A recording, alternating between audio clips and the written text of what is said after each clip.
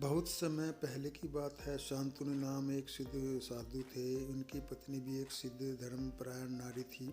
कहानी उस समय की है जब शांतनु और उनकी पत्नी बहुत वृद्ध हो चुके थे और उनकी आंखों में रोशनी भी चली गई थी।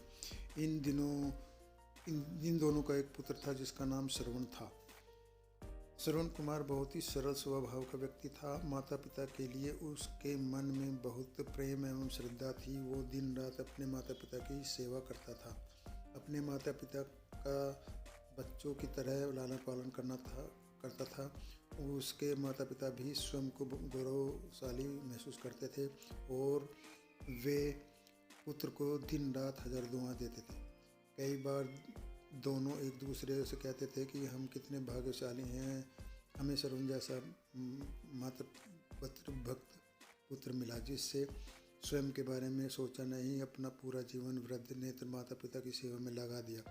इसकी जगह कोई और अन्य होता तो वह अपना विवाह कर केवल अपने स्वयं की हित की सोचता, बूढ़े नेत्र माता पिता को कहीं छोड़ आता और खुशी से अपना जीवन व्यतीत करता। जब ये बात श्रवण कुमार ने सुनी तो उसने माता पिता से कहा कि कुछ भी भिन्न नहीं कर रहा हूँ मैं, यह मेरा कर्तव्य है। जब मैं छोटा था तब आपने मुझसे इससे भी ज़्यादा अच्छा जीवन दिया और अब मुझे यह सौभाग्य प्राप्त हुआ है कि मैं आपकी सेवा करूं। आप दोनों जो भी इच्छा रखते हैं मुझे कह दें और मैं उन्हें अवश्य पूरा करूंगा। शांतनु और उसकी पत्नी कहती हैं कि पुत्र श्रवण, हम दोनों की आयु बहुत हो चुकी है, अब जीवन का कोई भरोसा नहीं है, किसी समय हमारी आंखें बंद हो सकती हैं। ऐसे हमारी एकमात्र इच्छा है कि हम तीर्थ यात्रा करना चाहते हैं। क्या तुम हमारी यह इच्छा पूरी कर सकते हो? श्रवण कुमार अपने माता पिता के चरणों को पकड़कर अत्यंत प्रसन्न हो कहता है, हाँ पिताजी, मैं यह करूँगा। परम बहुत सौभाग्य की बात होगी, मैं आप दोनों की इच्छा पूरी करूँगा। श्रवण अपने माता पिता को तीर्थ करवाने के लिए एक कांवड़ तैयार करता है जिसमें एक तरफ शांतनु एवं दूसरी तरफ उनकी पत्नी बैठती है और कांवड़ के डंडे को अपने कंधे पर लादकर यात्रा शुरू करता है। उसके हृदय में माता पिता के प्रति इतना स्नेह कि उसे उस कांवड़ का लेस मात्र भी भार नहीं लगता। अपने पुत्र के इस कार्य से माता पिता का मन प्रसन्नता से भर उठता है और वे पूरे रास्ते अपने पुत्र श्रवण कुमार को दुआएं देते चलते हैं। तीर्थ करते समय जब वे तीनों अयोध्या नगरी पहुँचे हैं तब माता पिता श्रवण से कहते हैं उन्हें प्यास लगी है और वो पानी पीना चाहते हैं। श्रवण कुमार कांवड़ को जंगल में रखकर हाथ में पत्तों का पात्र बनाकर सरयू नदी से जल लेने जाता है। उसी समय उस वन में अयोध्या के राजा दशरथ आखेट पर निकले थे और उस घने वन में वह हिरण का शिकार बनाने के लिए उसके पीछा कर रहे थे।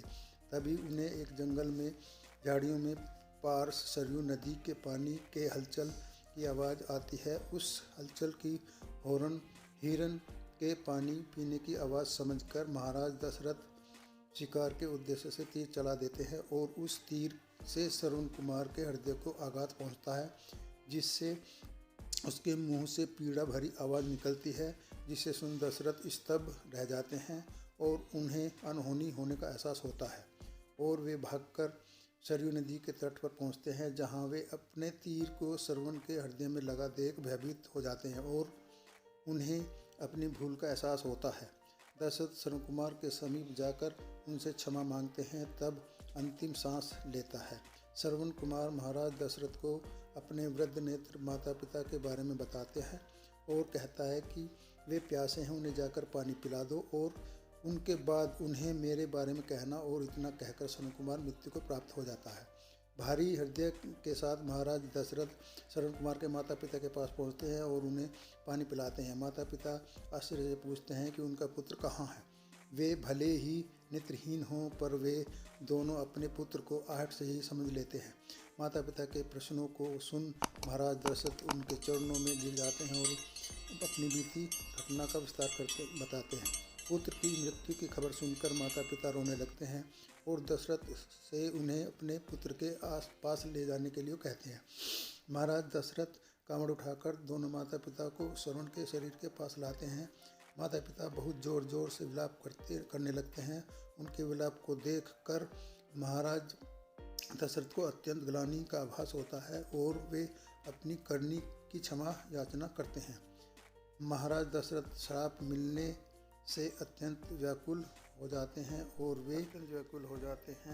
कई वर्षों बाद जब उनके पुत्र राम का राज्याभिषेक होता है तो वह कैकेयी के वचनों के कारण सीता और लक्ष्मण को 14 वर्ष का वनवास स्वीकार करना पड़ता है और इस तरह महाराज दशरथ की मृत्यु भी पुत्र वियोग में होती है।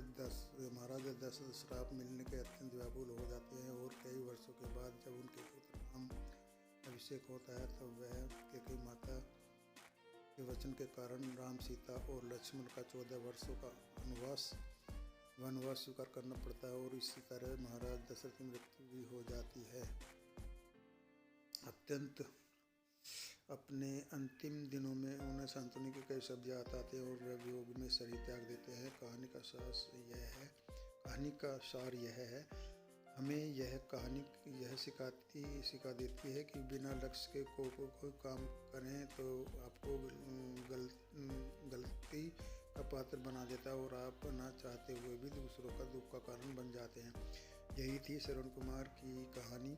अपनी माता पिता की भक्ति के कारण श्रवण कुमार पुराणों में जीवित हैं। श्रवण कुमार सदैव अपनी मातृ भक्ति के लिए जाने जाते हैं और उन्हीं की कहानी सुनाकर माता पिता बच्चों को अपना संस्कारित करते हैं। दोस्तों, कहानी अच्छी लगी तो सब्सक्राइब करें, लाइक करें, कमेंट करें, शेयर करें और जो कुछ गलती हो उसे इग्नोर करें।